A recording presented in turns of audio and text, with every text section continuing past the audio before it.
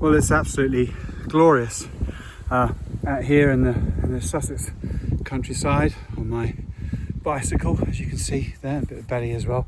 But another leg in my raising funds in the Just a Drop 100-kilometre dash. I'm going to plan to do a lot more than 100 kilometres before July the 4th. And if you can help support this worthy cause, working to bring clean water, sanitation, hygiene projects, especially to Cambodia and I guess other places around the world as well, where people really, really need this kind of stuff. You know, when coronavirus is hitting people who can't keep clean, let's give them a chance to just wash their hands properly, please. So if you can donate just a little bit, that'd be so wonderful. I'm getting back onto this this ridiculous path, which is going down there ahead of me. So please donate if you can. Thank you.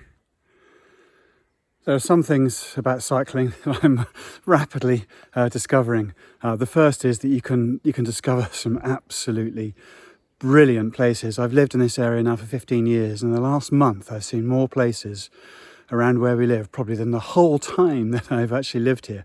And places like this, you know, going down there. But therein lies the clue as to what may be the second thing that I've discovered with cycling, and that is hills. I'm really good going downhill. I can go really fast. I feel like I've got good control. I can anticipate the upswing, the upturn. But just now, a bit further back behind me, back there, I was going down this really quite steep hill, and I was thinking, God, thank goodness I'm not going to have to go up this. It's much better going down. And you know what happened? Of course, what goes up, what goes down must go up again. And I got to the bottom, and there it was. And God, that was a real exhauster.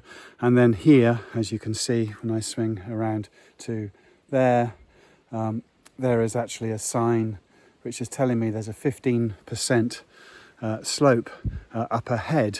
Now it looks really beautiful. Let's go back there. Look, that looks really nice. Actually, the first bit is downhill. The next bit is not. Let's see how I get on.